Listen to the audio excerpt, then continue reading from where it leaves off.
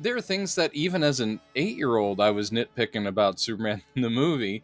Things that don't work, things that you go, well, I don't, odd choice here. On the whole, though, I watched it last night for the 80th time in my life, maybe. I mean, At least, right? It always works for me. A friend. But let's talk about it. Let's talk about 1978's Superman the movie. I want the real story. So let's do the critiques first and then weirdly backtrack to the impressions it had on us. Because I have a feeling if we go down...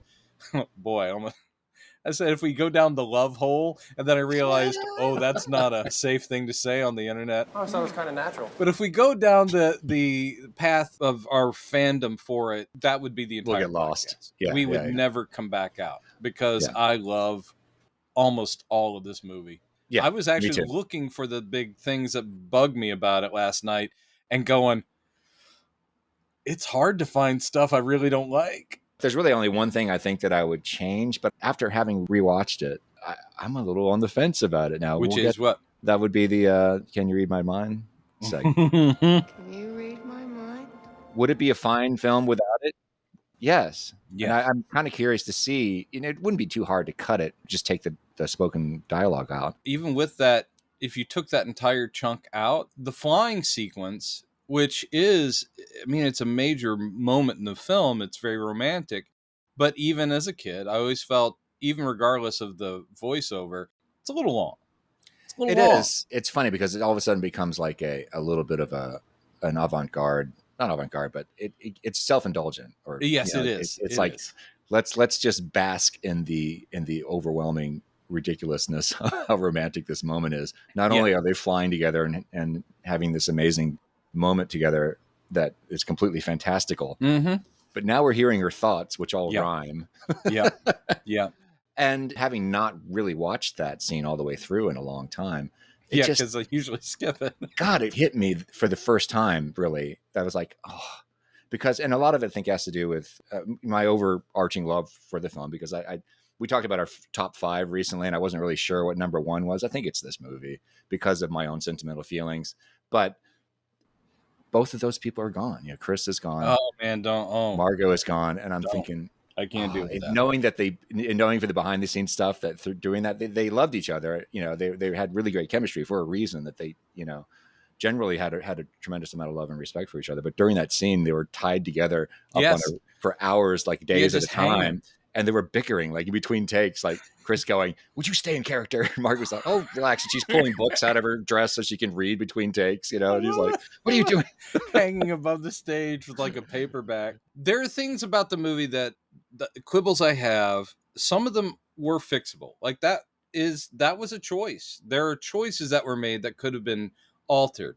Some of my quibbles with the movie are things they had no control over. So those I can be very forgiving of. Like watching it again, one of the biggest hits against it is that it's clearly 1978. It is so of its period that it's, even for someone who lived through that as a kid, it really just, it does date it. And I know it's impossible to make films that just, go beyond their time period. Like that bit with Lois is walking out of the Daily Planet with Clark and she's not really paying attention. But there's like the friend who's in like the denim Gilligan hat. And she's like going, "Oh, I met this fabulous guy." It's like, "Oh, really?" It's like, "Yeah, okay, we'll see you later, Lois." I'm like going, 1977 just waved at us and walked off stage. Yeah. And you're like going, that's just so weird. And it's so 1977 that it takes away. Because there's so much done at the very beginning, obviously, and the middle section in Smallville that's going for timeless. The first thing is science fiction and it's weird. The second thing is pure Norman Rockwell Americana, which, you could say that's dated, but at the same time, that's timeless and idealistic and whatever. When we get to Metropolis, he's purposely, and Donner, I will say this, I'm sorry, I'm not going down the love hole yet, but Donner directed the fuck out of this movie. You might have to bleep that, I don't care. He nailed it. But the thing is, when we get to Metropolis, he's clearly wanting us to feel like this is our world. We are in this place. But he is doing that for 1978, which is the thing he can't fix, which we can't fix. Yeah. And I don't think it hurts the film, but I just sit there going like, it makes it a period piece, and that's a shame. One of my other big quibbles that they couldn't have done anything about is the effects today. And they still look great, but the effects today, they're also extremely dated. And I know the version that we're watching now is the one that they cleaned up. So it has been tinkered with. Like those colors pop now. Like his costume is just and all that stuff when they were doing blue screen and green screen for flying effects where it would sort of alter the color of the costume, they color corrected that. They've also done some removal, I think, of some of the black lines around him when he's flying. So even in this touched up state, it's still kind of dated. But that, for their time, this was top of the line. Yeah. They made us believe a man could fly. I mean, they really pulled it off. Trying to avoid going down the love hole too soon, which that word's going to keep coming up now. Yeah, sorry. I there's watching that, the effects, yeah, obviously they're dated, and a lot of it you just kind of have to forgive. Even the special edition of Star Wars still has some janky effects. Absolutely, yes. The one part along those lines in this movie, the one scene that I think suffers now because of the miniatures, and it just I don't know how you could fix that when he's saving the city from the dam burst. The dam burst. And the rocks in it. It was like, it just looks like these little teeny thingies. And, it looks like a Godzilla movie kind of thing where it's like a nicely constructed little set. But I mean, they're meant. But what can you do? That's the thing. Those are unfair quibbles because, like I said, you can't do anything about them. And it's really not their fault. They were really working at the top of their game for 1978. And like you said with Star Wars, that's an disputed classic, but you can look at it and go, especially you get to the cantina and you go, oh, we're at the Spirit Halloween store.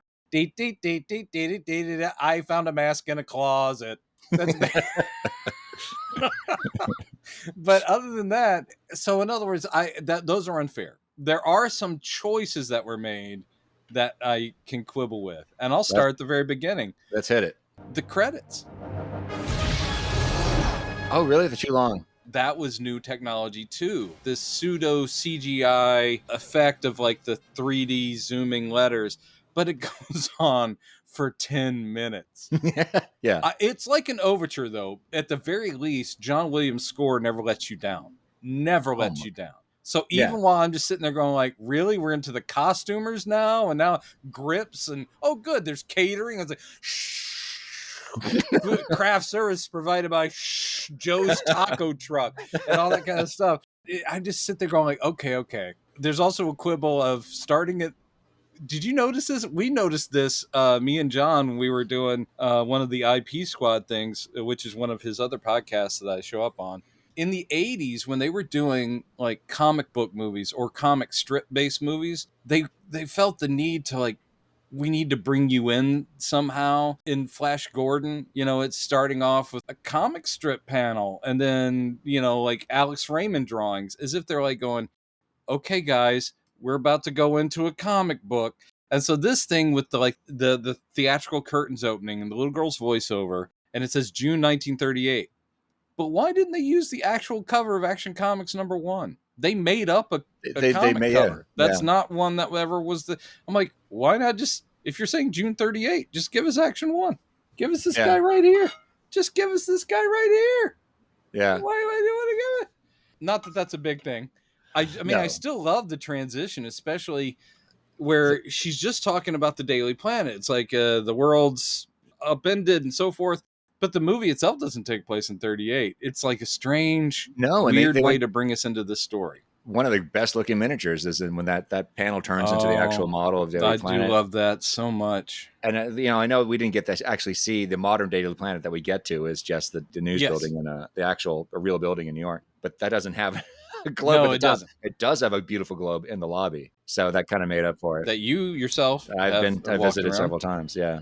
But I do love that. The one thing I love about the opening sequence is they take advantage of this, that we're traveling from late 1930s Earth into space all the way to Krypton. And we eventually, the credits take us there at the end of it. But when you finally get up and Rao, the name of the red sun, and then it goes down below that and you see Krypton. I think those effects are great. Oh, yeah. When it got to that point, it's so gorgeous. The way you come up on that sun, which is a really nicely done effect, because you see like the surface is boiling energy, and then you do that dip underneath, and then you just come up on the coldness of Krypton. And I'm like, oh, that's badass. Which I pay tribute to at the end of every full episode of the show. There's my recreation of that opening shot. Oh, it's so great.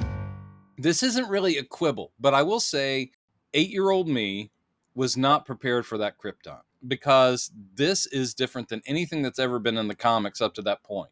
Up to that point, Krypton was almost always shown as very Flash Gordon-y 1930s sci-fi with rocket ships and Jor-El walking around with his badass Mike Reno headband. Basically always singing "Everybody's Working for the Weekend." Yeah. And as an 8-year-old who was already very into Superman, I was like going, what is this? Very trippy, but at the same time, very fitting with 70s sci-fi. And the take on Krypton is as being, they kept the general point even of the original stuff, which was it's hubris. Krypton's hubris. Jor-El is the only truth speaker saying, please listen to me. And everyone else is so comfortable in their genius and their advanced society. They're like going, Jor-El, shut up. We're fine. Yeah. Krypton's fine. Jor-El, be reasonable. The film decides to make it, and I think this is what inspired John Byrne's take, because Byrne in the comics took it even farther when he did his reboot, making it even more cold and emotionally cold. But here, they've turned Krypton totally white, and it's crystalline, and you're like, huh? And they walk around, and they all have family sigils, which they don't call attention to, which is kind of smart, but you're like, why is Marlon Brando wearing a Superman S? What is that? And then it's like they are subtly saying, it was never meant to be an S. That's Kryptonian. That's the House of El symbol. Yeah. I was a little worried because one of the women in the Science Council, the one that he talks to for the longest, and she's like, it's settling on it. It's changing its axis or whatever it is. She doesn't have a sigil. And I was like, oh, let them not be sexist. She doesn't. Yeah. But I did see in the background, there's another woman who doesn't have any dialogue, but it's clearly a woman, and she has a sigil. So I don't know why. Maybe her sigil suit was at home. Yeah, because Lara didn't wear it either, yeah. Yeah. So, I mean, these aren't nitpicks, but even my 8-year-old brain was picking that out going, oh, this is strange. Yeah. And Marlon Brando's wig is, it's a little goofy that he has a spit curl, and apparently that's genetic. But he delivers. The thing that I do love love Holland. But it was smart of Donner, the whole verisimilitude thing, because no one plays this at camp. Everyone is playing this totally real. Mm-hmm. Also, what did Ursa do? The thing is, I'm just worried about whatever Ursa did, because it's always like for her perversions that even the children of Krypton, endangered even the children. Because I'm like, I really want to know the Ursa story. It sounds creepy, but I mean, that's not a quibble, but again, it is, as a kid, I was like, I don't know if this feels right, but it does feel alien, which is important. Like the Phantom Zone, if they had kept it like the comics and it's just a lamp, Phantom Zone projector, and it beams them into the Phantom Zone, that would have worked. But this whole thing of a huge dome opening and a dimensional record album floating around and then them being beamed into it, you're like, what the is that? As a kid, I'm going, I thought it was a Phantom Zone, but I was like, I have no idea what I'm looking at. But I always love hearing even Zod going, please forgive me. Immediately, like, this was a big mistake. I guess the point is that that's how horrifying being in the Phantom Zone is. Yeah. But I mean, as far as the drama of that section, it may not be what visually I ever imagined Krypton to be, but dramatically it hits all. I mean, and the ship, the weird star-shaped ship, I'm just like, what? Again, everything was hitting me at the time watching it as a kid, and still to this day I go, well, that's a take. It's like, yeah, not what I imagined. Yeah. But I'm used to it, and I still love it. Yeah. And I really do love when it gets to Earth's atmosphere and the points melt and all that stuff. Yeah, like, burning up in reentry. Yeah. So again, I don't have major quibbles with Krypton other than I was stunned and startled and like, I have no idea what I'm looking at. Is there anything else about Krypton before we move on? No, I mean, just stuff that I love, which is essentially the whole movie. So that's why I keep avoiding it. Because I know, it's hard. It's like, what? I mean, I love the Science Council. I love their projected faces and guilty. Yeah. And they're all. You can recognize at least two of those guys. Such solid British character actors, and they have like 2 lines of dialogue. They got really like great. an afternoon's worth of work. Like, Yeah. I wonder if Robot Chicken is done. They must have, because they've parodied pretty much everything under the sun at this point. But it'd be so fun to make fun of that scene with like a Zoom call going wrong where somebody gets guilty, and the third guy's face is frozen. They're just sitting there impatiently waiting. Did he go guilty? I was talking. I didn't hear. Did he say guilty? Because he's frozen now. We really need to get rid of Zod. Was that a guilty or not a guilty? He just leans forward. He goes, You're muted. No, you're muted. Everybody's getting I still say that skit from Super Ego with Patton Oswalt as General Zod's legal counsel is one of the funniest skits ever in the world. What 3 words are we not going to say? And I could, and I was thinking about this when I was watching it, because it always struck me that Marlon Brando's performance was a bit like the way that he picks up Kal-El. It almost like he's like, I have to kiss the baby.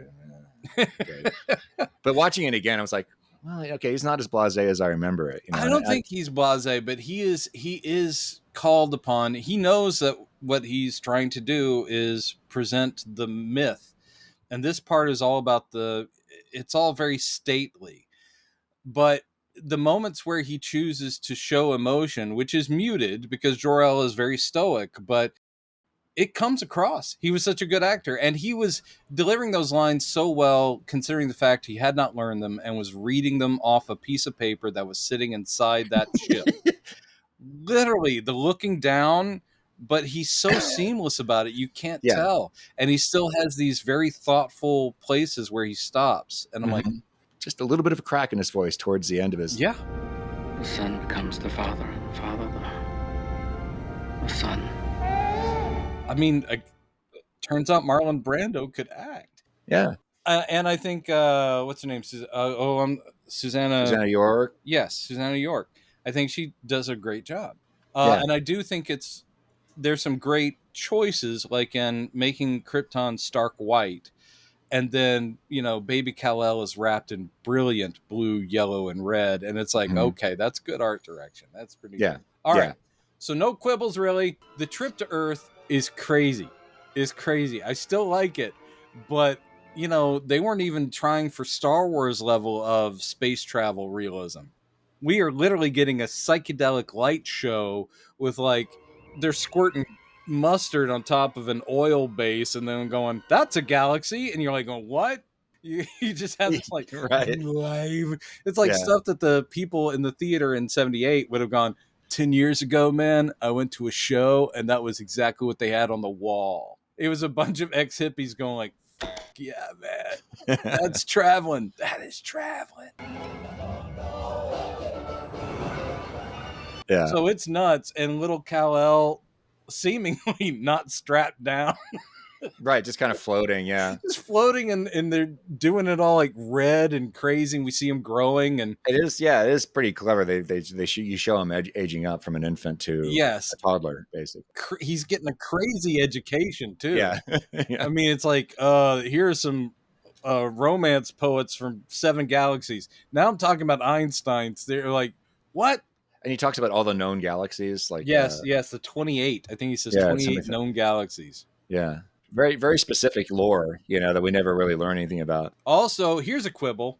They really didn't nail down how long the trip took, when Krypton blew up, mainly for one line of dialogue, because Luthor gets it all pretty figured out. He's like, it would have taken this and then the dust, so Krypton would have blown up and blah, blah, which makes him like 29 years old or something or whatever. But yeah, you have Jor-El going like, by the time you see this, I will have been dead for many thousands of your years. Yeah. Like, what are you talking about, G?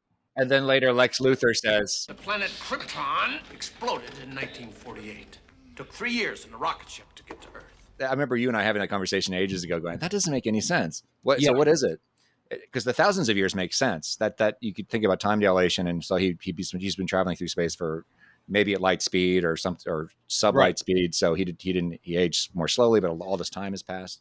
That makes sense. If it's Clark showing up in 1948, that's the thing, which for this movie would make him the age that he makes absolute sense. And I think that was a misstep in the script. I think that Tom Mankiewicz probably could have used a consultant, like maybe get one of the sci-fi writers of the time to come in and just tighten it up a little bit here and there. And it's actually quite possible something they did think about it, because there's just some really great ideas. Yes. Yeah. But I think at the same time, good Lord, the amount of drafts it went through, and it's the Newmans and Mankiewicz, and so many drafts, including doing it as a huge draft that included both movies, Superman and Superman 2, which leads to a lot of confusion. The fact that the two movies work as well as they do together is kind of a miracle, because we get, a big story chunk from Superman that was supposed to be in Superman 2 is now part of Superman. That's the death of Lois and all that stuff is supposed to be over there. And you're like, how did that work? It worked. I mean, at the end of the day, it worked. And there's plenty of problems with Superman 2 that we'll get to, but but still, this movie carries you along too. And it has a lot to do with great performances, smart script, even if it has some mistakes, and just, again, Richard Donner saying, no, I'm going to straight face give you this story. So yes, when we get to Smallville, I kind of got no notes, man. No real quibbles in that section at all. The only thing I will say is that it's a shame that I'm kind of of two minds about it, because Jeff East. I know where you're going with this. Jeff East does an amazing job. He's incredible. He does an amazing job. Full shout out to him with having his entire performance dubbed over. A dubbed over, prosthetic nose, wig. But he is doing it all here. Yeah. And along those lines too, I mean, Christopher Reeve did an incredible job on the ADR, because you cannot tell. He not only is he just filling the spaces, but he's acting with Jeff's performance. Exactly. He's matching the vocal to the visual. Yeah. The emotionally. And the segment it could be seen as hokey, but it all is setting up the right stuff about the outsiderness of Clark, his longing to belong, but there's something unique about him he can't share. That's all done really well without, I mean, yes, there is a big speech by Pa Kent that's coming up, but this script, and a lot of it, tries to not be so on the nose. It just shows us this, where it's like a simple thing of Lana saying, like, hey, do you want to go to a party? I'm like, yeah, I sure do. And then people dumping on him, and he's like, I guess I can't go. Yeah. It's like, and then his honesty with his dad going like, if they knew what I could do, man, I'd be the king of the world, man. I'd get Lana. And he's like going, yeah, but. Yeah. And again, you watch that scene. Oh, this is love hole. I'm in the love hole. I can't get out. But that scene with Clark and Pa Kent, and Glenn Ford has this much to do in the movie. But that scene with him talking to Clark is everything that they did wrong in Man of Steel. Because they actually have him address the exact same concerns. He actually says, when we first had you and we saw what you could do, we thought they would take you away. And that is the whole hinge that Snyder goes with. But his thing is like, so you've got to hide your light under a bushel and never show this stuff, and don't help people. Instead, this guy goes, look, but as I grew up and I've gotten more mature, watched you grow, you're going to use those powers for good. It's like, there's a reason you're here. Yeah. And he's just trying to bring him down a peg, because he realized that he feels suppressed. And he also goes, I don't know what reason or whose reason. I like that part, because he's not saying go out and save people. He's like going, it'll be up to you, but there is a reason you have these abilities and you're here. Right. And he's just basically saying, don't show off. I mean, that's... basically, it's like, I don't think your reason is to self-aggrandize, basically. Yeah. And you can tell, I'm thinking about the character of Clark is so well, and this is love holing again. Sorry, guys. Yeah. But the fact that he has been, you can say that, when I get the football, I can make a touchdown every time. So that's implied that that's happened, in the past. and that his father has been constantly kind of pulling back on his reins, like, son, you got to be careful. So he's holding himself back. So he's been demoted to ball boy in the football team because he's constantly restraining himself from doing so. He becomes a pushover because he can't throw a punch at anybody. He can't stand up for himself. Beautiful shot of that angry football kick. Yeah. It's a beautiful shot. And it's also humanizing just to see. I think it's important to see, and I think Gunn will definitely give us this. And sadly, Snyder chose not to. The thing I like about this take is he enjoys it. When he's running with the train and he knows that no one's going to believe it or whatever. If he's seen, he's only seen by the little girl. He's waving. Yeah, he's waving. But the thing is, like, he's in private because he knows not to show off, but he's like going, this is awesome. And it is a thing where it's like, yeah, if they knew what I could do, but I have to keep it a secret. Seeing Superman have joy in what he's doing is important.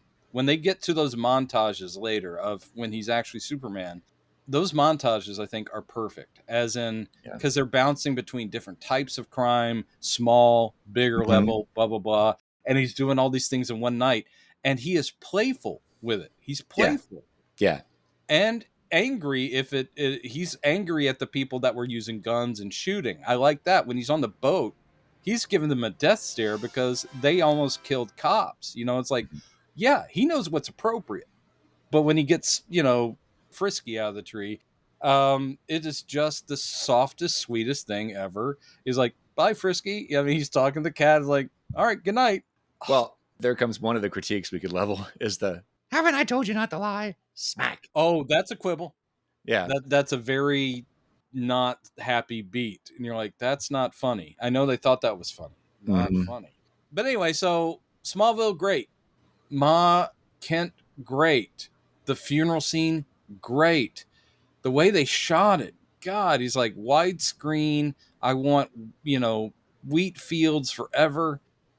It's just gorgeous. Also, it made me want to eat Cheerios. I don't know why. Yes, right. But anyway, so I think that's, unless you've got a nitpick on Smallville, I think that section works. No, and it's amazing how much they accomplish in a very short. It's like the shortest segment of the film. Oh, I do have a nitpick, but this is a nerd nitpick. Yeah. And this happens a few times in the movie, including Lois's plight in the helicopter. Superman has super hearing and supervision. His dad is only 18 feet away and just collapsed. Yeah. And he has no idea. And then when he's like, because he hears Ma go, Jonathan? And that alerts him. Yeah. And then he runs at normal human speed. I mean, which is still fast, but he runs at normal human speed to his possibly dead father. And I'm like going, he should just like poof, appear next to Jonathan. There's a lot of moments like that. I literally think at that point, they weren't thinking in terms of how his super speed works or how they could use it on film. Yeah. Because the idea later on, when he walks out of the Daily Planet building, she is screaming for her life, hanging from a helicopter, and he's completely oblivious until he sees her hat on the ground. And then he notices people are looking up, and then he's like, yeah, what? It takes him a long time to cop to. He's like, okay, we're going to change, Yeah, and then he runs like 2 blocks away. I'm like, guy, come on. And I will say that this is where I get divided too, because having watched a lot of Superman and Lois, the first 2 seasons anyway, they do. He's pip, pip, pip, pip all the time. Yes. It makes more sense, but it's also exhausting. It's like, can't we just see him leave a room normally? Just once, open a door, maybe, it's always jump, jump, jump, jump. It would make sense like later in the film when he hears Lex Luthor's same thing. Noise. And so he's able to jump out the window unnoticed because everybody's watching the TV of the missile launches. And he changes at super speed. But he wouldn't need to be looking around. He could have just disappeared. Yeah, but, that's true. These are the buy-ins. Yeah. There's always buy-ins if you're like a fan of comics and superheroes and you see them, like on the big screen where people try to take them more seriously depending on the project. And then you start seeing like the holes that you, as a comics reader, you've just always ignored, or like usually in the comics, they also have an unlimited budget. So they literally could have that. Pew, pew, doesn't matter. He's there in 2 seconds. Yeah. But sometimes you're like, oh, it's just the writing. And it's just people going like, oh, yeah, that's too much of an out. Or we can't really do that. Right. Or effects wise, we can't do this or whatever. And as far as Jonathan's death, you could argue too, because it's true at that point. I mean, Jor-El says it outright that you have amazing powers, only some of which you've yet discovered.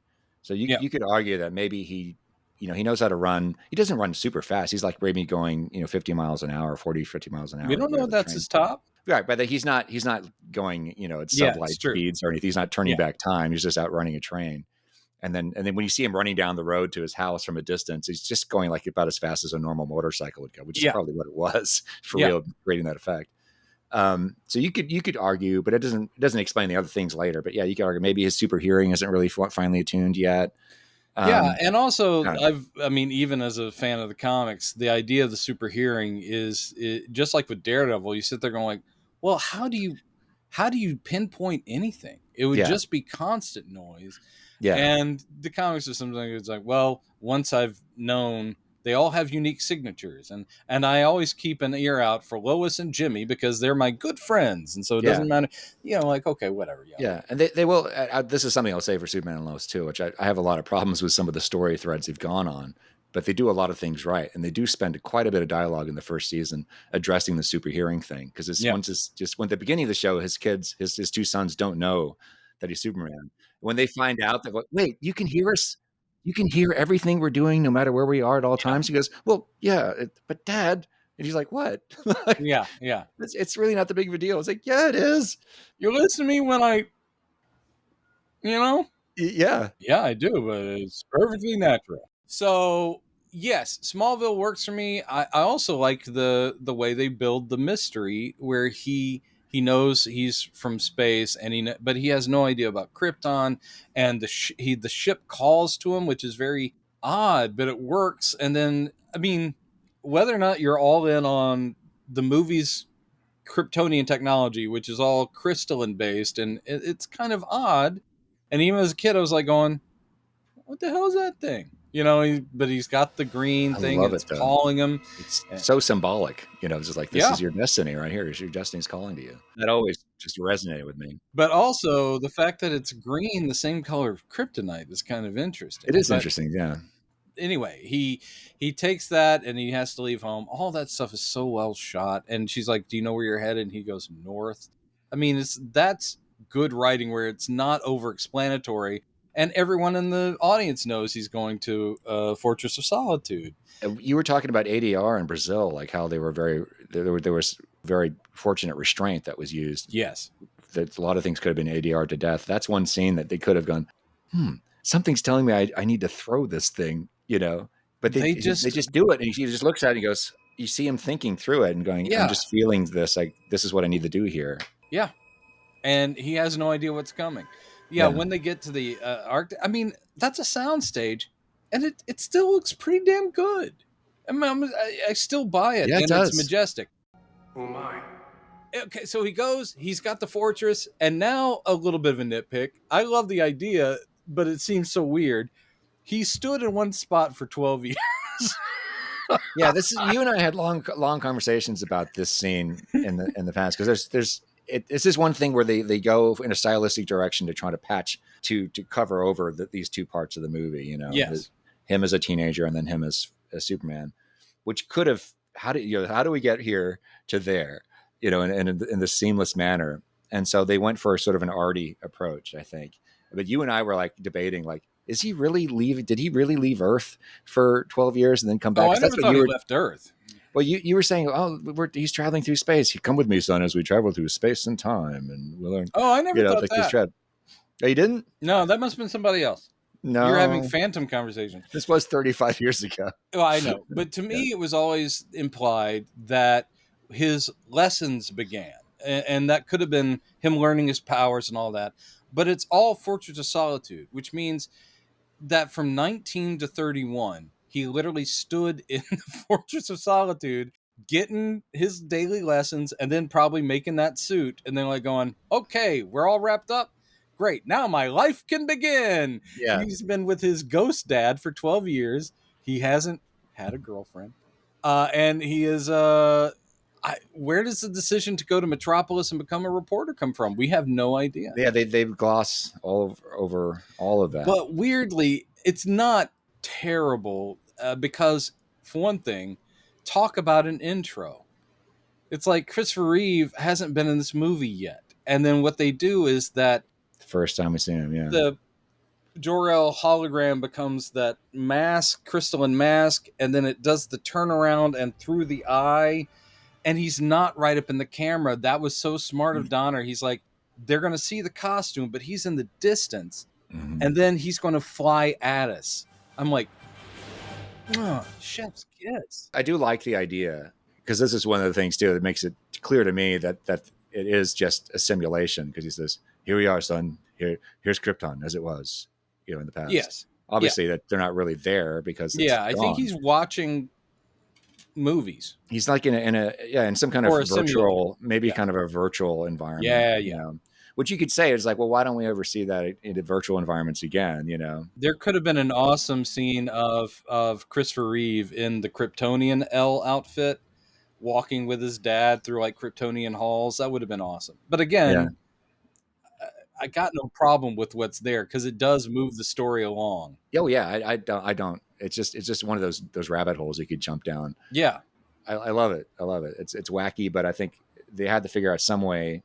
They could have just cut straight, like just do a crossfade, and he's just there and flies off with no explanation. It could just be like 12 years later. But this way it gives you an idea that, okay, there's a lot of training involved. He's physically training as well as emotionally training. He's very educated. Yes. Which he only has maybe one or two opportunities in the movie to demonstrate his intelligence.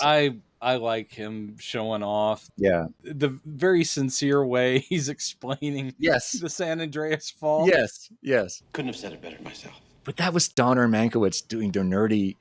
That was Silver Age Superman, because he was super genius as well as super powered. I love it.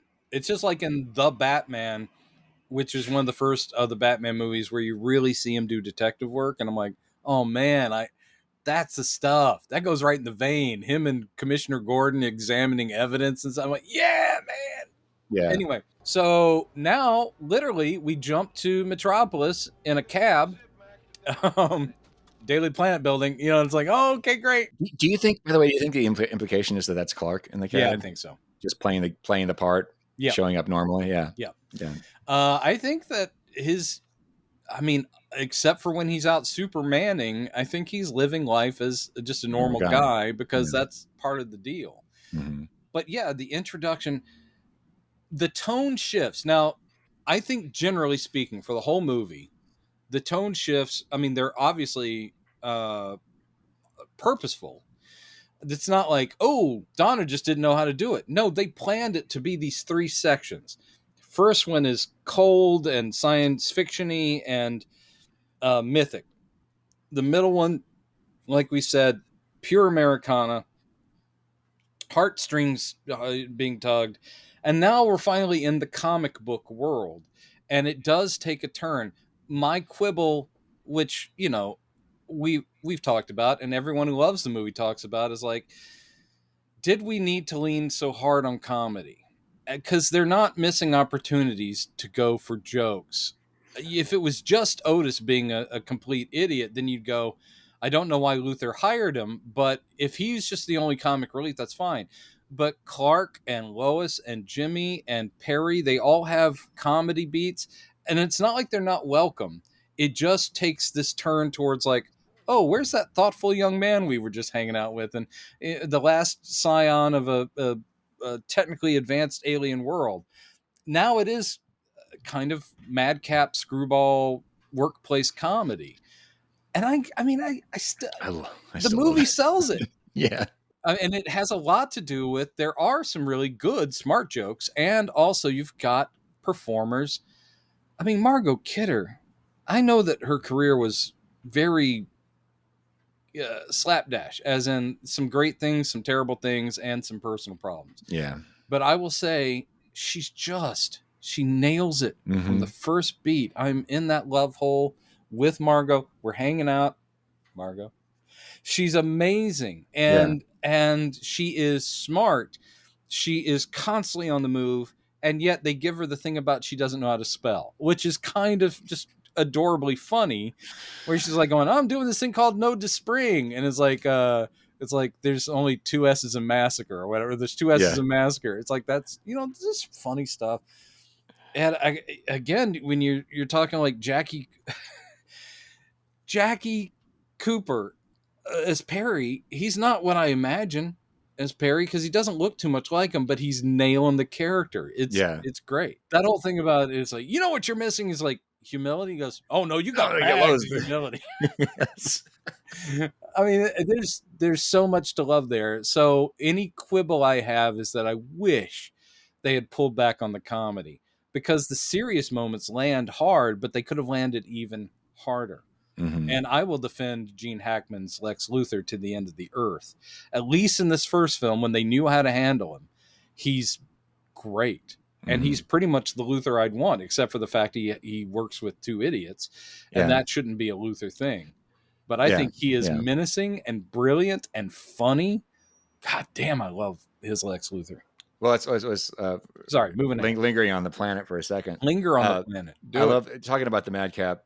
It's not quite up to Madcap level because it's not like Cannonball Run kind of hijinks. Well, it's not like crazy physical bits, except for like his coat getting caught in the door. Yeah, there's some sort of light slapstick going on. Yeah, but my favorite, it turns almost like into Airplane. That kind of dialogue where he's saying, "Don't call me sugar."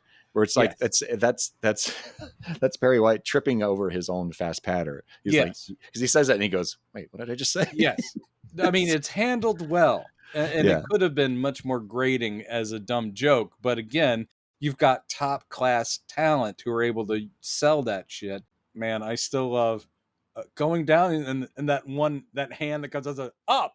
Oh God, it's so good because they do just drive home like this is how just charmingly awkward he is. This Clark. And why are you giving him the city beat? That's my beat. And then him saying, the whole thing about I love not only does he have a snappy, punchy prose style, he may seem like a mild-mannered reporter. Yeah, he may seem like but he's also the fastest typist I've ever seen. And I love later. It's a perfect summation of how he's seen by everybody when he comes in later and he's like, has anyone seen Lois? And they're like, no. And they're like, you're in the way, Clark. He's like, oh, sorry, guys. He's like, hey, Gil, how's your wife doing? He's like, yeah, she's good. Move on. Get out of here. They're just not paying any attention to him. It's so good. All right. But one thing I'll say, and this is really apparent when we're in the planet, that the only characters who have dialogue are white skin. Well, there are people of color there, but not dialogue. Mike, what's his name? What's he got? One of those where he's going real fast, doesn't give him a dialogue, right? The only black person who has dialogue is... Excuse me. I still love that scene, but it is, Richard, you were so close. I mean, anyone could have been standing there when he makes his first appearance in costume, and anyone could have commented. The fact that it is a very stereotypical 70s pimp character. That's a bad outfit. It does. I do laugh every time. But again, it's sort of like, oh, yeah, you're right. That's the only black person in the entire film that speaks. And you're like, that's not good. Yeah. That's a valid quibble. Star Wars, too. I mean, that's what was going on at the time. Yeah. And then we got Lando. And then we get Lando, right. Oh, and of course, then we get Lando. Then we get Richard Pryor in Superman 3. I'm not ready. Hey, Richard Pryor, he's great in that movie. The chemistry is perfect. Her pretty much ignoring him, but still being somewhat nice to him is right on. And all of that flows well. We get the daylight mugging, which is, I mean, that's comic book. The fact that it's broad daylight and a guy who's not even dressed like a scuzzy dude, instead he's dressed like a car salesman, pulls a gun on, like, come here. Yeah, I want that purse. And you're like, all right. Okay. All of this works for me, though, because again, what we're going to get out of that scene, and the whole reason it exists, is that whole, I'm still playing the part. I'm very cowardly, but then I catch that bullet. And then when she's got her back turned, again, he smiles. I think this Superman works on 2 levels, and it's all due to Christopher Reeve's performance. He's actually kind of cocky. He's very nice. Obviously, wants to help everybody. but he does have fun with what he's doing. He's having fun being Clark, and the whole look on his face, he's got the bullet. He's just like, Yeah. man, I fucking did that. Look what I just did. It's pretty great. Yeah, one little touch I really love about that moment is Yeah. the Foley work, and that one when he tosses the bullet, and you don't see it hit anything, but you hear the sound of it like falling in a tin can. Yes. That was just a great little bit of completion, made the scene complete. I mean, they brought shit out. So, I mean, most of the stuff is great, and very quickly we get the first of the montages. I will say, what a very busy day for Superman.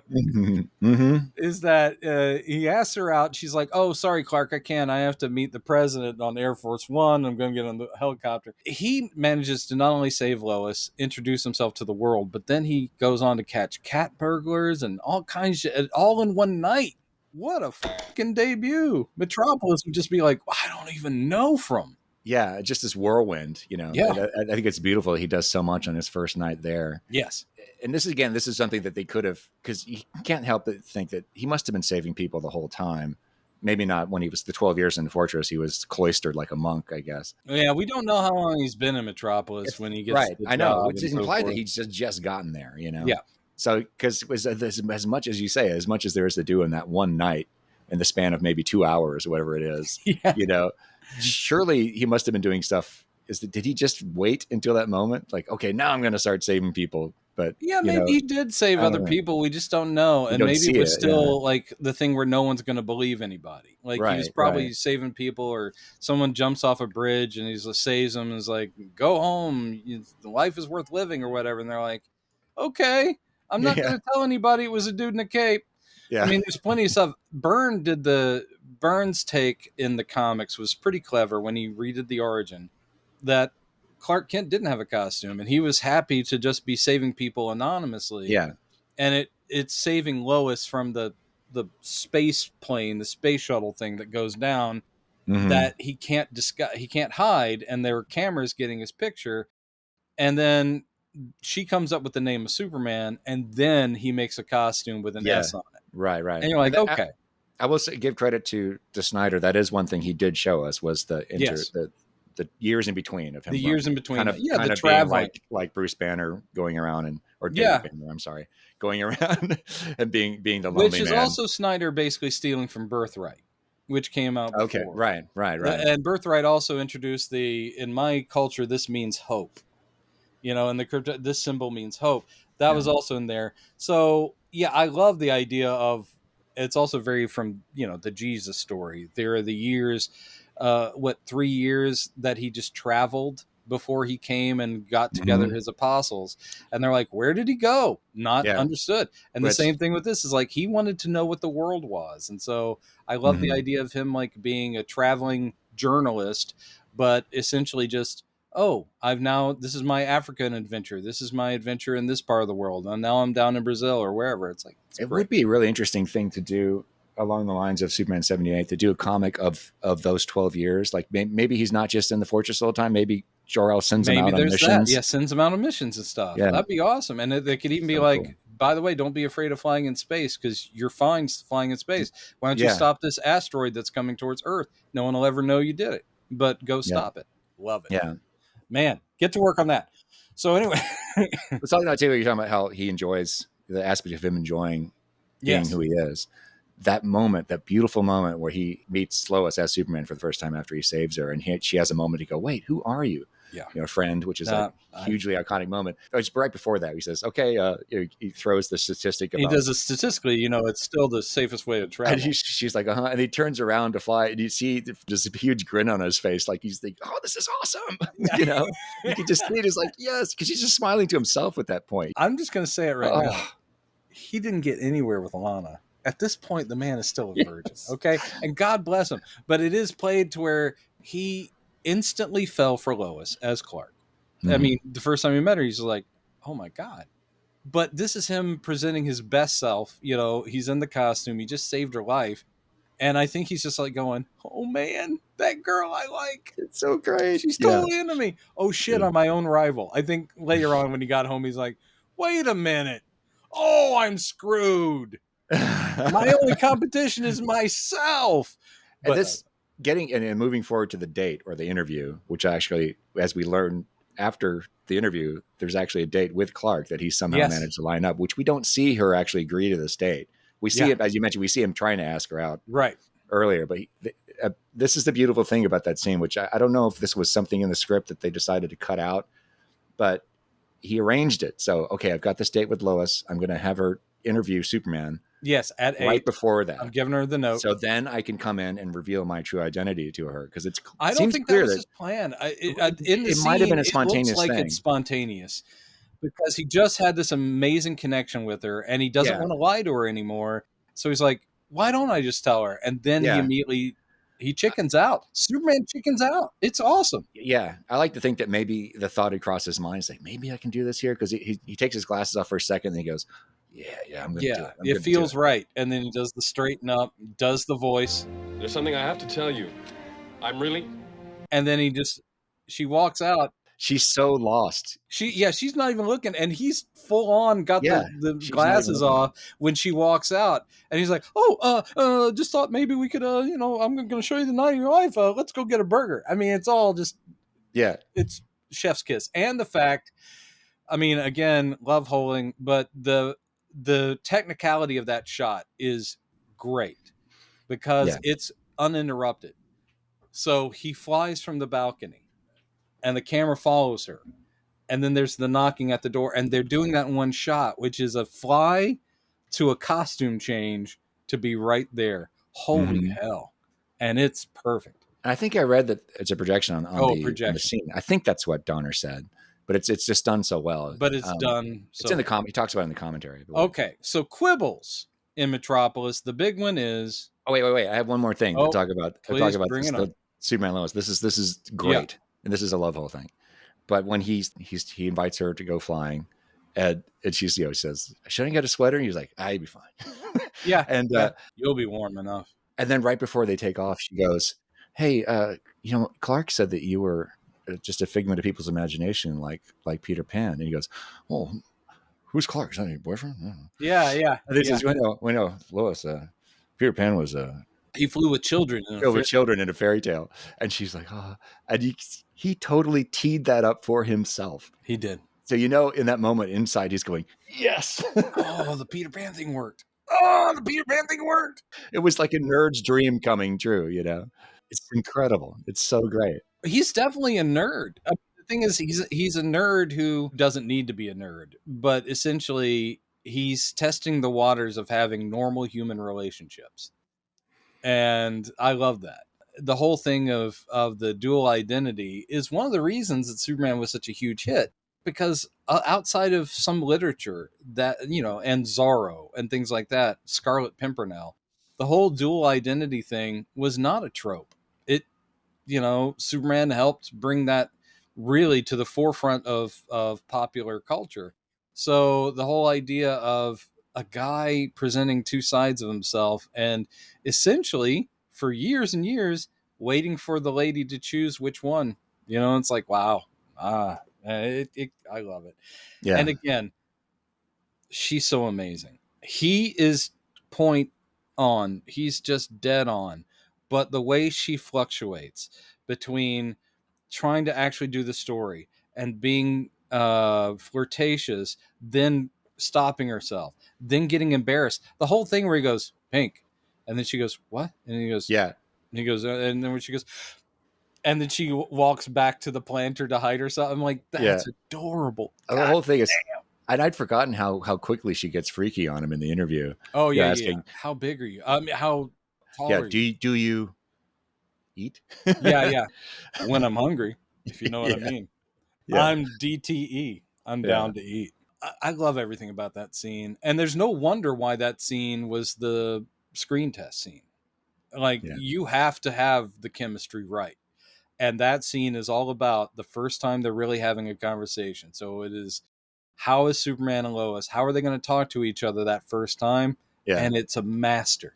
I love it too when she asks, do you have a girlfriend? Wife, girlfriend? He goes, "No, but if I did, you'd be the first to know, Lois." Oh, I know that coy thing where you just sit there going, "You'll be the first to know." Because it'll be you. So what I'm saying is, I don't want to get ahead of myself, but Yeah. we're going to do it. We're going to do it in a couple of years in a big clam shade bed. Just saying. I love all that. I mean, all right, guys. I'm not saying we have failed in our mission, but our quibbles are They're small, and mine is really about the comedy element, which is when we get to this section, his exploits are handled well. Like I said, the montages, including him bringing Air Force One in, fly. Don't ask, just fly. That guy's voice too always just cracked. I was like, fly. Hello. Yeah. But anyway, so all of that's handled really well. But what we're asked to buy into is that the Metropolis Police Department has been trying to find the big man, as in Luthor. So he's a known crime boss, but he's a known crime boss who has only 2 people working for him. And I love the performances. I have no problem with Ned Beatty and why am I blanking? Valerie Perrine. Thank you, Valerie Perrine. They're both great.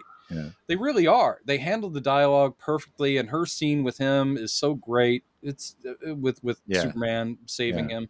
Yeah. It's so good. But it's just softening what should be, this guy is Superman's big threat. When it does sell it, then it works really well. But, and John Williams, he knows where he's putting it to.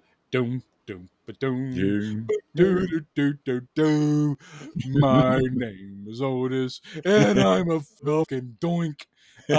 That's the whole thing, is that the characters are funny, they're well played, but I would never have put them in there. I would have made Luthor more of a full-on threat who could still be quippy and still be like sly.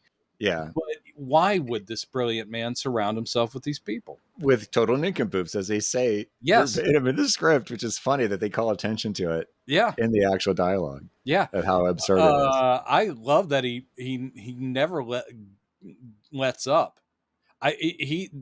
They seem to be pretty immune to it, but he's constantly belittling both of them all the fucking time. Get away. Do you know why the number 200 has so much significance for both me and you, Otis? It's your weight and my IQ. Now think, people, think. And that's the thing about it. That's so easy. The reason why when you and I first started talking about Superman, it's like, yeah, but why is Lex Luthor surrounded by, why is he so dopey? Yeah. And I was like, I hadn't really thought about it, because they go for comedy, but the comedy is so good. No, I mean, and it's like, it okay, is. The but stuff you're right. Generally works. I mean, the bits come off, and he is still ruthless. If he was a totally watered down villain, then you'd be like, what was this about? But the fact that, yes, Otis is an idiot, and unfortunately, because he is a fat idiot, gives away their location because he's being tailed. One of those cat-like reflexes. But then that's pretty freaking brutal of Luthor just shoving the guy in front of the oncoming train.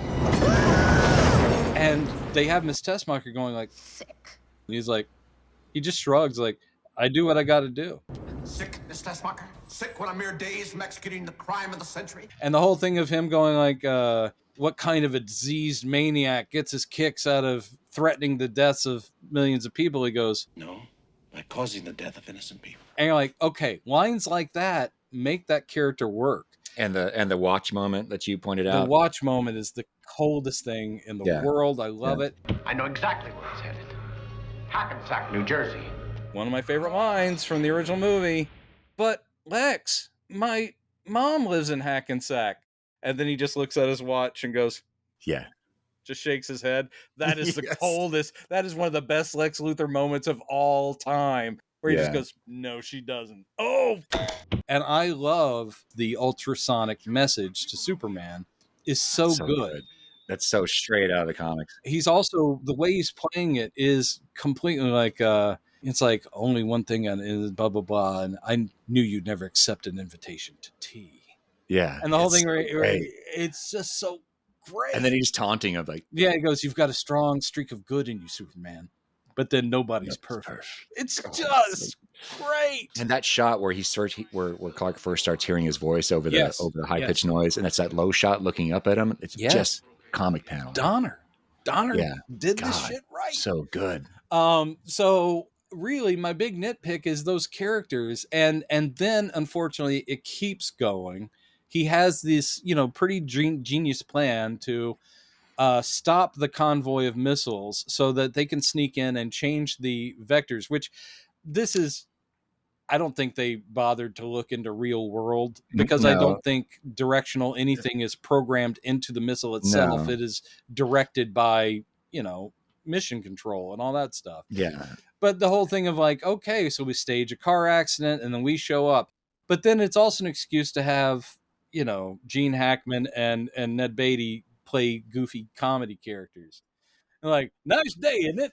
And that whole thing is like, Yeah. beautiful day. Our very great commenter Kathleen, who's a huge Superman fan. Love you, Kathleen. Love your comments. Keep them coming. But Yes. she very astutely points out that scene just goes on too long. The whole thing of them trying to figure out, they really didn't need to explain that. They could have had a few lines of dialogue saying, "Yeah, I've worked, or I've infiltrated their system, or whatever." Yeah, but it would deny us the pleasure of going, do you want to see a very long arm, Otis?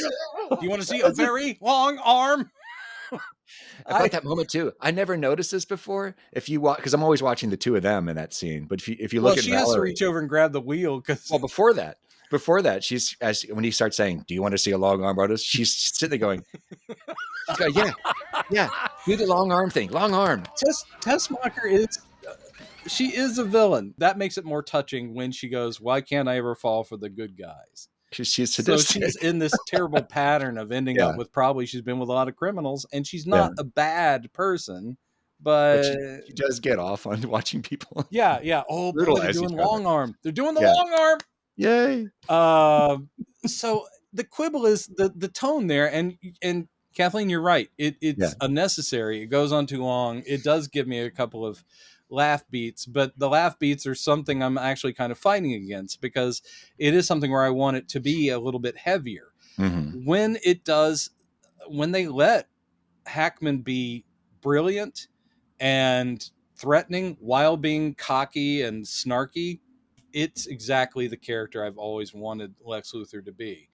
My quibble as an 8-year-old, and still to this day, just have him be bald. And I know why. Hackman was never going to shave his head. He just wasn't. This wasn't the day of, nowadays you get cast as Luthor, you shave your head. And it's like, okay, because I'm going to, but back then, a Superman movie, this was uncharted waters too. Superhero movie, comic book movie. I think Hackman was like, I don't want to be in this thing. To tell you the truth, I think he thought that for a long time either. It's like, I'll take the check. Too bad you also happen to be great. And also, I will say the reason they saved it, besides the fact he wasn't going to shave his head, is that they also knew that the makeup effects of bald caps are real iffy. And the longer they would have had it in the movie, it would have been obvious. So the one moment they give it, they just made sure they had that bald cap looking nice. Yeah. And it's an awesome moment. I love it. Lex Luthor. I love the very understated reaction that Otis has. Yeah. Because he doesn't go, what? He's been picking up his wigs the whole time. Yeah. Though Tessmacher and Otis know this is a bald man who wears wigs all the time. I love his base too. The abandoned subway stop base is awesome. One of the greatest ideas ever. It's great. So cool. And it has that pool, and he has like the projection screens up at the beach and all this. I'm like, this is incredible, pretty nice living. Great attention to detail throughout that whole thing. It is art directed very sweetly. It is nice stuff. So, okay.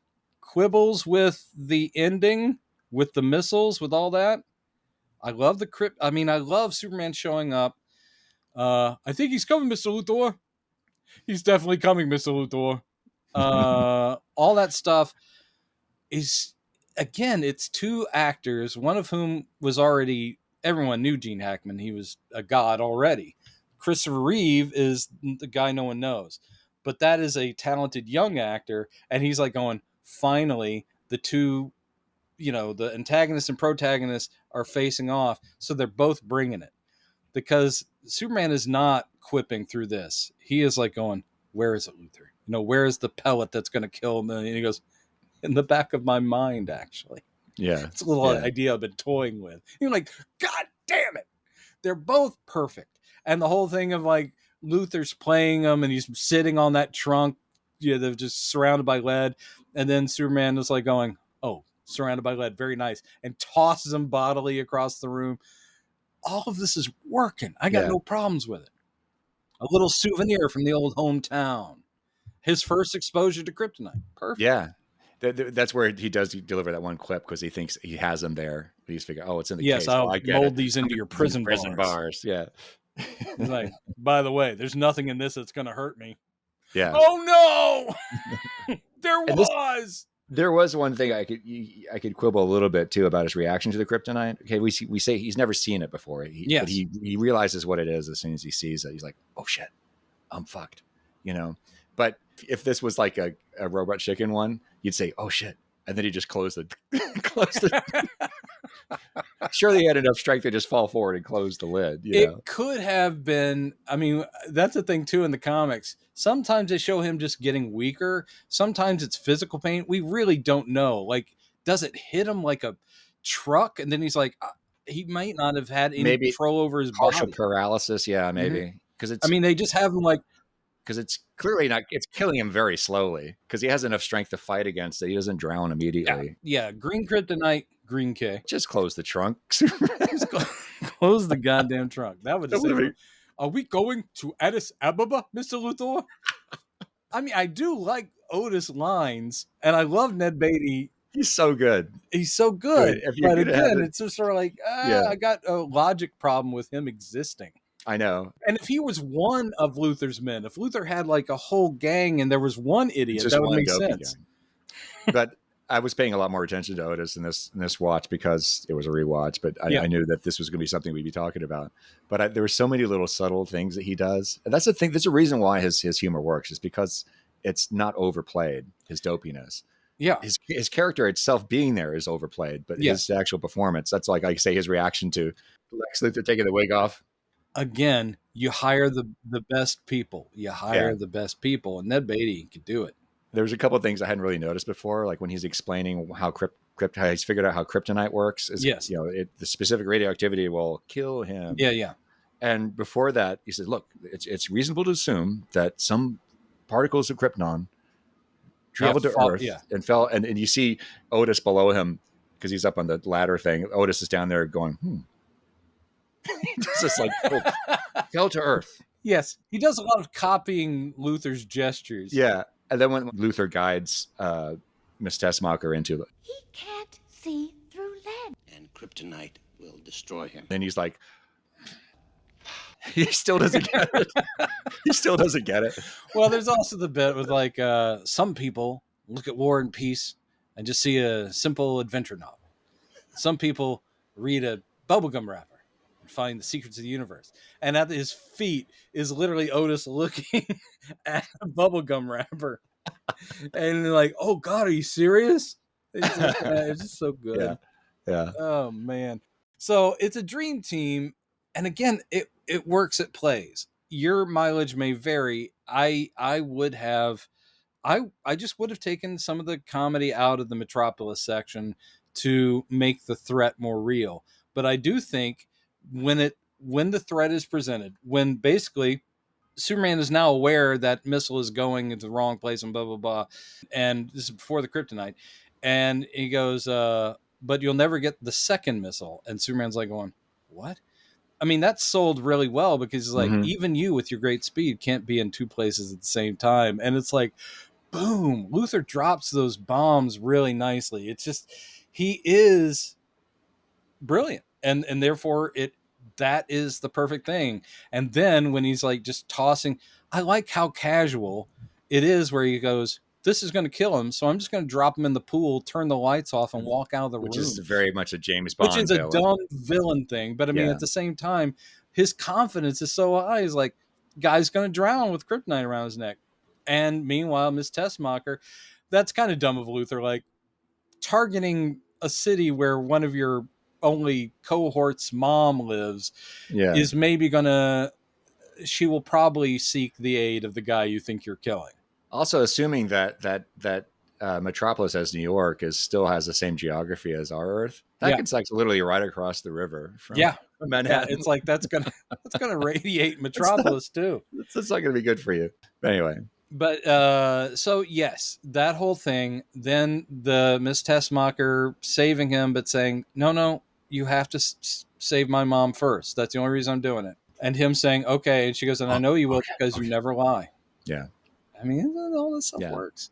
And here comes in a little nitpick because we're gonna get to the time reversing thing. Yeah. When he decides to do that, he's clearly flying, I assume, faster than light or as fast as light to turn back time. Why couldn't he stop both missiles again if he can fly that fast? Was this something that he had never flown that fast before? Maybe he was possibly. He was but here's to. Another thing that is a possibility. It's a possibility that he had to slow up to handle that missile.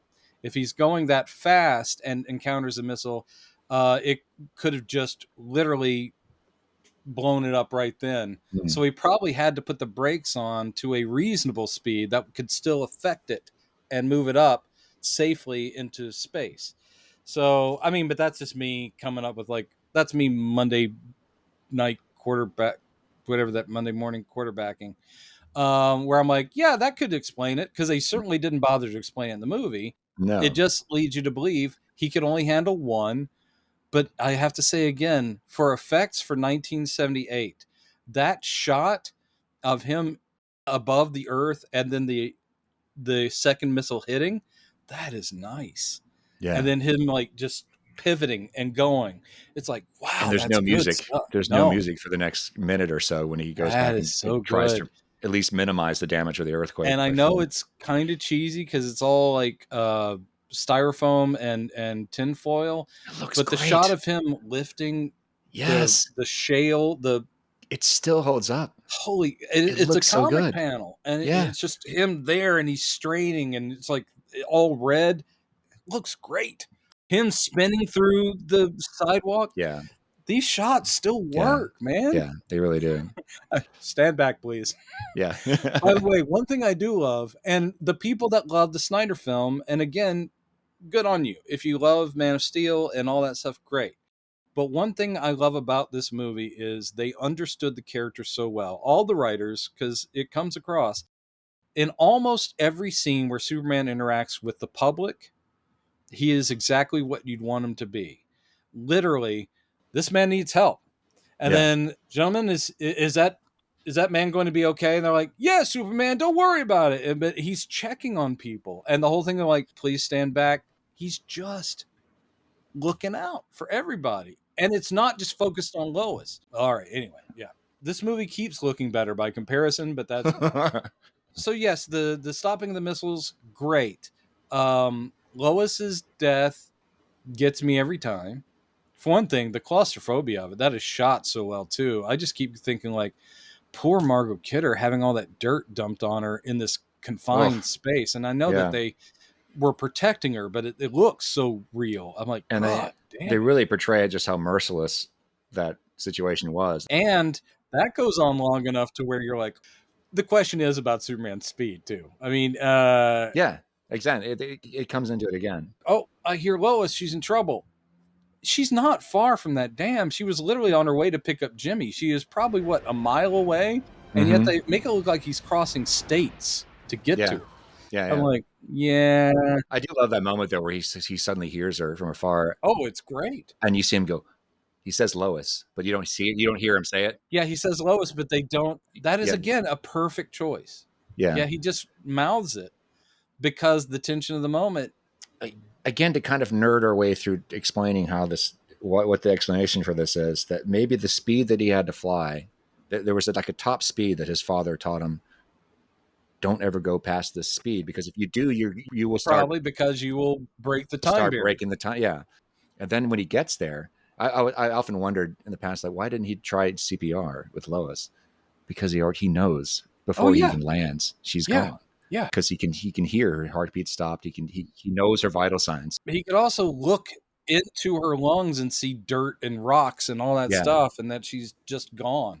CPR wouldn't do a damn thing. So he's kind of in shock for the first few moments, you know, until he finally starts breaking.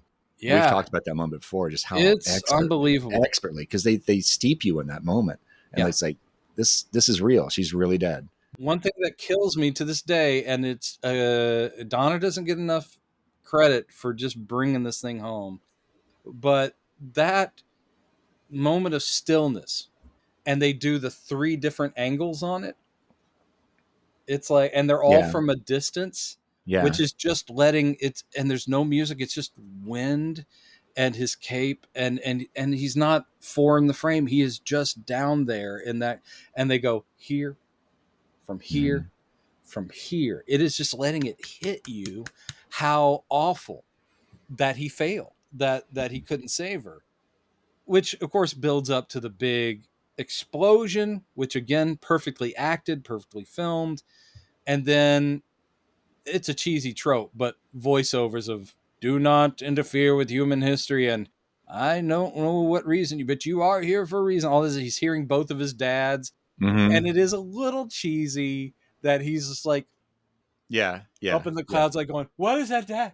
What? And dad number 2, Yeah. dad number 1, what's that?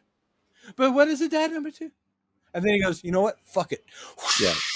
Yeah. And I love God too. I had forgotten the close up of his face as he's flying super speed around the earth, tears streaming down his face the whole time. Yes. Oh God.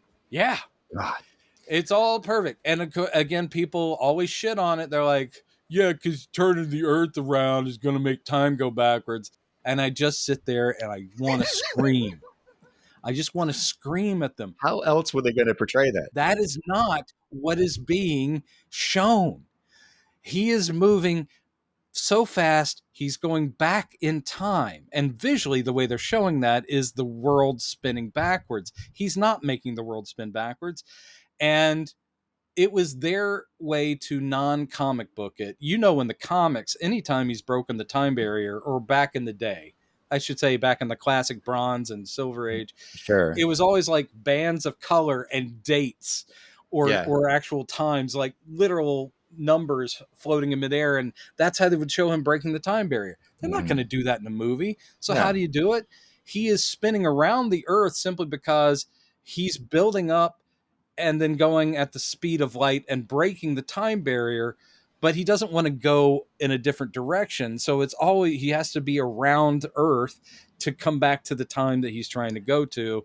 And then he slows down, and then he course corrects too, because he probably went too fast. And then he starts, it's like, oh shit, oh, I overshot it. And then he finds the moment. And we've talked about this before. It's like, what exactly did he change? Because the only thing that appears to have been done differently is that Lois didn't die.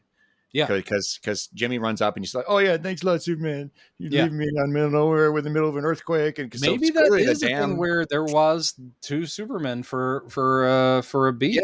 Yeah. But where it's implied, because you see the dam fixing itself as time is moving backwards.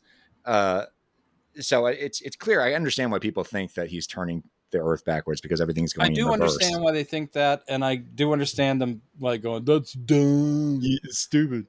But so and I asked this. I did a poll to our listeners and in the community, asking what happens in this moment when he goes back in time. Does that mean that there's now 2 Supermen, or does he eventually replace himself, kind of like Marty in Back to the Future when he goes back to the present?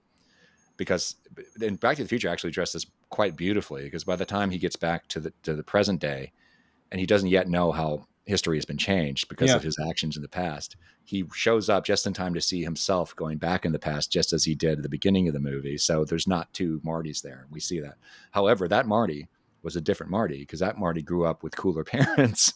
That's right. You know, and so but we don't have that device in this film. We don't see the other Superman go back in time, because the whole reason he went back in time was to save Lois. This is another place where they left it up to us to understand, without having someone go, "Well, what I did was," and you're like, wow, they don't do that. They're leaving it up to you to go, "I get the general premise," and they're hoping that you don't feel the need to ask these questions. To ask these questions.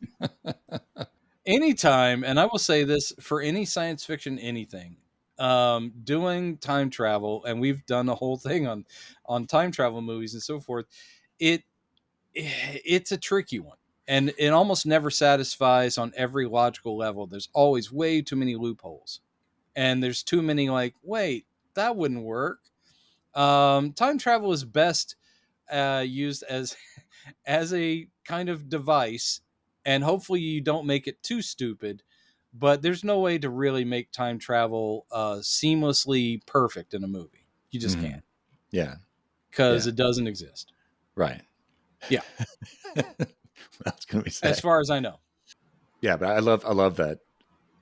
Thinking about that moment is a lot of fun. Like trying to figure out what exactly did he do to change the sequence of events. I also think that from a character standpoint, even though this was supposed to, like we said before, happen in the next movie, and instead this is how they cap this one. Right. I just think that here, thematically, it does work because of the core things that he was taught. And he's been very good his whole life about not doing anything for himself, anything selfish, and obeying the rules. And here, Superman really does break a rule, and he is rebelling, and it's completely selfish. He cannot allow Lois to die. So it actually makes his character more complicated than people go like, Superman's just a goody goody. Well, if he was a goody goody, he would have let Lois die and go, I did my best. And instead he denies it, and he basically says, this one's for me, and of course for her, so she gets to continue to live. But I find that refreshing, and it gives you a happy ending anyway, which is what you fucking want.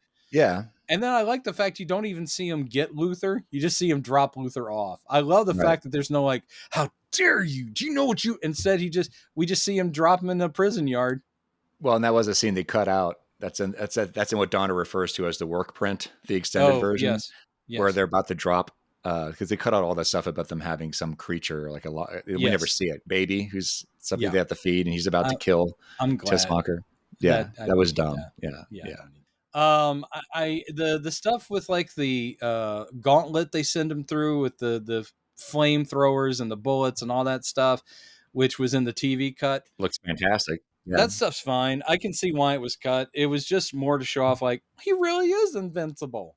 Yeah. And to also make Lex Luthor more like a comic book supervillain, where he has this like these traps set up for the invulnerable guy.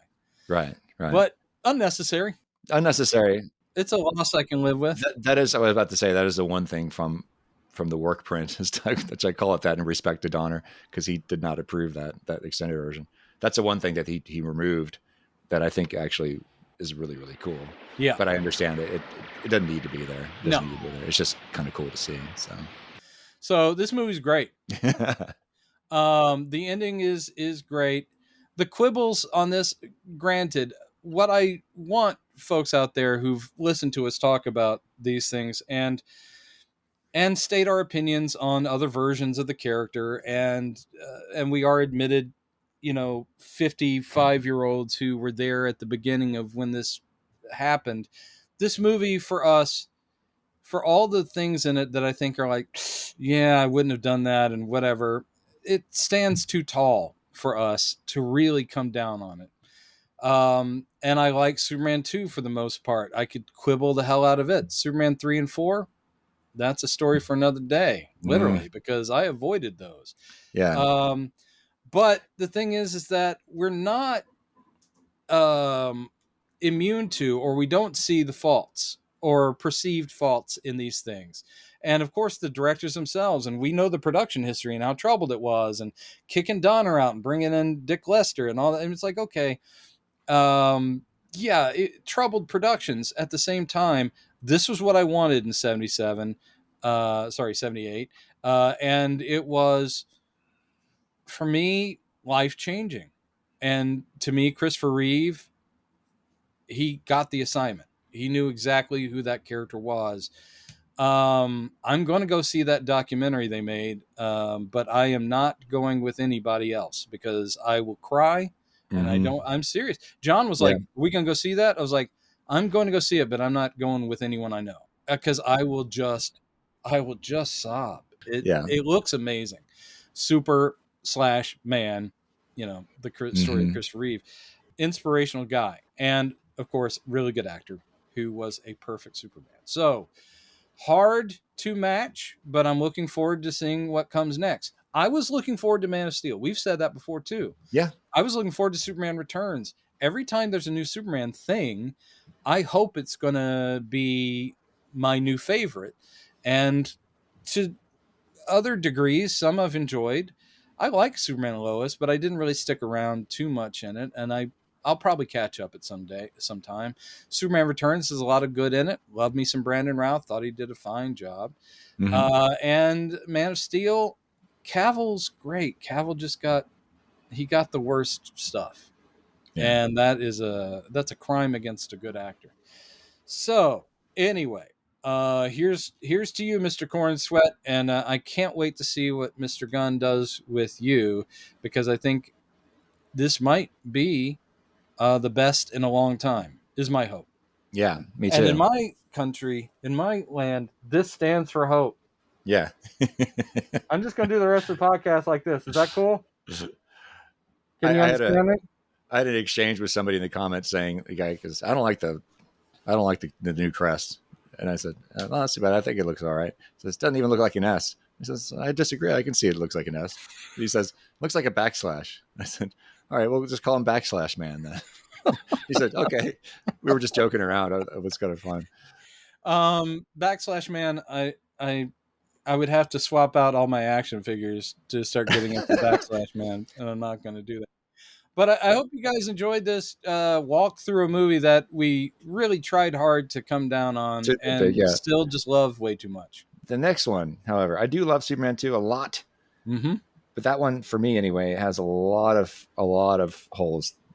When we talk about that one, if that's the next one we do, as in next podcast, should we cover both Superman 2 and the Donner If we Cut? can, yeah, why not? Because that is relevant. It is relevant. It's a really interesting story. There aren't a whole lot of movies you can say this about. Yeah, but we'll get into that. But yeah, there's a lot more. I have a lot more problems with Superman 2 than this one. Oh, sure. So. But it's still is widely considered one of the greatest sequels. Oh, it's great. Sequels always suck. Yeah, but, it's like Godfather 2 and Superman 2 are often brought up as like, well, those are sequels that are totally as good as, or I don't know about as good as for Superman 2, but considered successes. So sure. We'll talk about it. Sure. In the meantime, take care of yourself, Mr. Man. You too. All right. I got a show this week, so I got to get back to work. So I'm missing you all. From here. Bye, everybody. Thanks. Peace out. Look up in the sky. There's that guy. Yeah. Look up in the sky. Who's that guy? What is his name? Superman. People don't know there were lyrics.